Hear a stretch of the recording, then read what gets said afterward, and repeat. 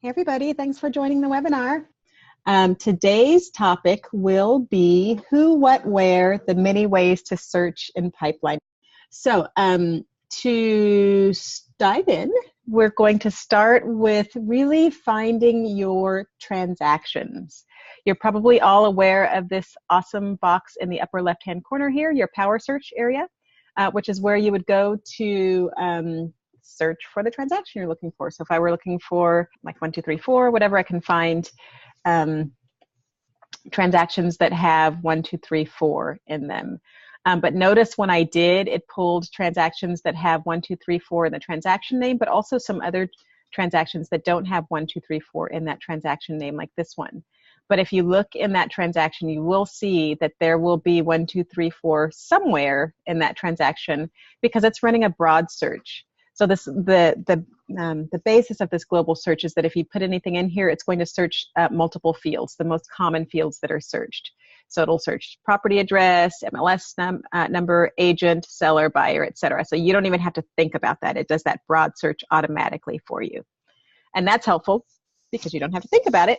But in some cases, like maybe the one where I just searched there, maybe I really only want to see those transactions that have 1, 2, 3, 4 in the transaction name. And not in other fields. In that case, or any other case where I just want to search more specifically, I can still use this global search area, but I'm going to be more specific about which field I want it to search in. So I can use these search options to determine which field I want whatever I type in there to be searched. Okay, so in that case, I would have selected transaction name and then done 1, 2, 3, 4. And then it'll show me only those transactions with 1, 2, 3, 4 in the transaction name. Okay. And then likewise, maybe I wanted to search for only in the seller or the buyer name. Maybe the buyer's name is Smith. And if I normally type Smith in here, I'm going to get everybody with an agent named Smith, maybe Smithson Street, as well as the buyer's name is Smith. So if I really only wanted to search where the buyer's name was Smith, then I would say buyer and then Smith. Okay. Similarly, you see Lane here. That showed me everything where the buyer on these transactions is Smith, which we have a lot. Look at that. But anyway, also, here's another good example. Maybe I were searching for where the buyer's name was Lane.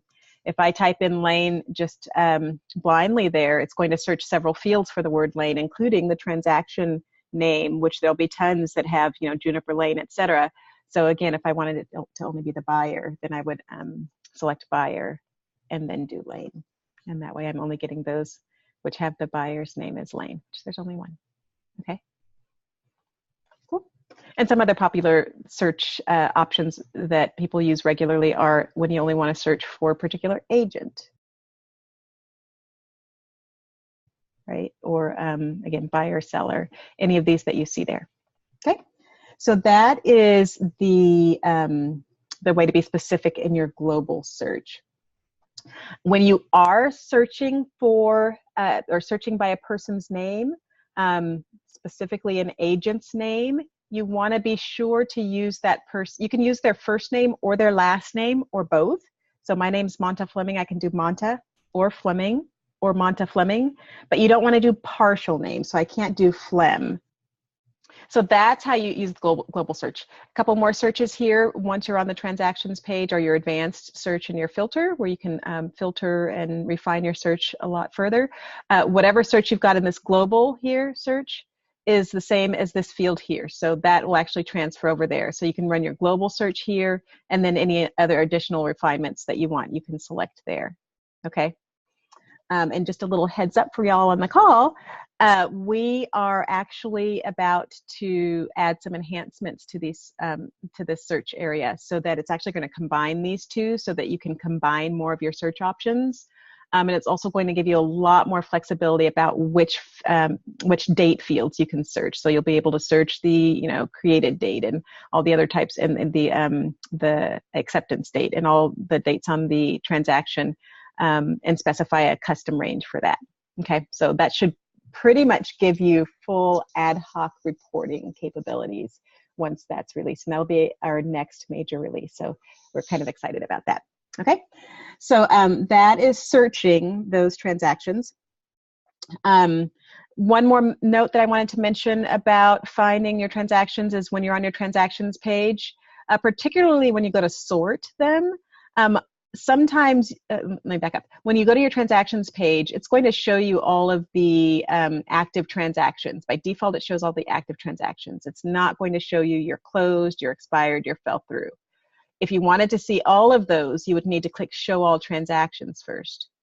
And I mentioned that because, like I was about to say at the beginning, when you're sorting data, sometimes you want to see all of them before you sort, right? Maybe you're sorting by close date, but you really want to see all the transactions that are closing during that period, including ones that have already closed, perhaps.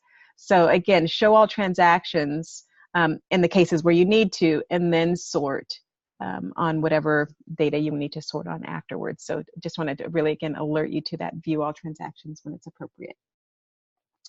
Okay, and then so that's really, that should get you the transactions you're looking for, all of those search options we've gone over thus far. But I did want to also mention that you've got your ability to download your spreadsheets, your transaction spreadsheets, which have all of your transaction fields. So if ever you wanted to like fully search, you know, deep down into a transaction to find certain ones or find certain data, you can always download your spreadsheets and then search that resulting spreadsheet. Okay. Cool, cool. Okay, so before I move on off of transactions, I want to mention one more note or opportunity for y'all. And that is, we know that this transactions page is central to what you do every day.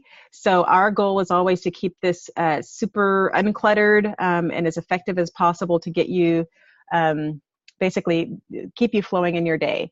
So we encourage you, if you're ever doing, let's say, repetitive acts over and over again, even if they seem like they're not a big deal, take you a few seconds each time, reach out to us and let us know kind of what your process is, what could maybe enhance that regular routine that you do, whether it's how you search for transactions or what you do after you search with each transaction, that you feel, you know, if I could just tweak this a certain way, or if I could just, if it would just do this for me, this would save me a couple seconds every time. We would love to hear that. You know, we love feedback, and that's how we built Pipeline to be what it is now. So anything that you can provide feedback-wise to help us continue to make it as effective as possible, we certainly appreciate. So just shoot that to us via email, help@paperlesspipeline.com. Anytime you ever think of that, and even now, if you, well, after this, of course, if you think of something, okay? We appreciate it. Okay, so next on to finding your docs. So just similar to transactions, how you've got your filter and your advanced search here, you've got similar search options to be able to find your unassigned docs, right? Your unreviewed docs and your reference docs and links. Okay, all pretty straightforward here doing basic searches. So that's the main way of finding docs in those particular areas. You've also got the ability when you're on a transaction, fingers crossed that this one has docs, not very many, but I can still show you that the feature here is the ability to search docs while you're on the transaction. So if I were searching, let's say, disclosure, it's going to limit the docs that match that phrase that I've put in there. Okay, so that can be really helpful, especially when you've got a lot of docs on your page. Okay, and then so now, okay, so that's how you find your docs on those pages. That's how you find your docs within the transaction. What if, though, you're trying to find a doc and it just ain't there? You're looking and you can't find it. How to find missing docs? There are a couple ways. One is when you're on a transaction, if there are any deleted docs, it'll say so here in parentheses, and you can go view those deleted docs. Oh, I lied. There's one here. So you can review those, and an admin can recover those. Okay, so that's one way of getting your or finding some missing docs, is seeing if they've been deleted.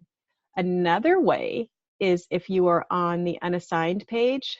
A lot of people don't realize that over here you've got your assignment history. So anything that's been assigned on from the unassigned page, if you click the assignment history, it's going to show the history of what has been assigned. So you can kind of filter through that to look for the whatever doc might be missing to locate it that way, to see what its fate was, what transaction it ended up getting assigned to. Okay. And then of course, on each transaction, you've got your full on transaction history over on the left here, where you can see everything that has happened with the transaction. So this is useful when you're looking for a doc or anything else that's happened on a transaction. You can see exactly what has happened, when it happened, and who did it. Okay, so your full audit trail there. All right, okay, so that's mostly docs and missing information. So on to tasks. Similar to finding your docs using those search and filter features, you've got search and filter on your tasks also. But since this page is so central, we want to make sure, in addition to knowing how you can search this, but that we encourage you to use your tasks page. It's so powerful, so automated, and where you can basically manage what needs to get done. So encourage you to use that.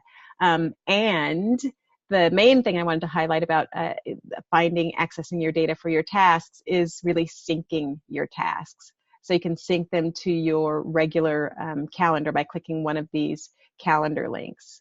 And what better way is there to access your tasks that you need to do than your regular calendar that you're looking at all the time? Okay, so I encourage you to use that. Right?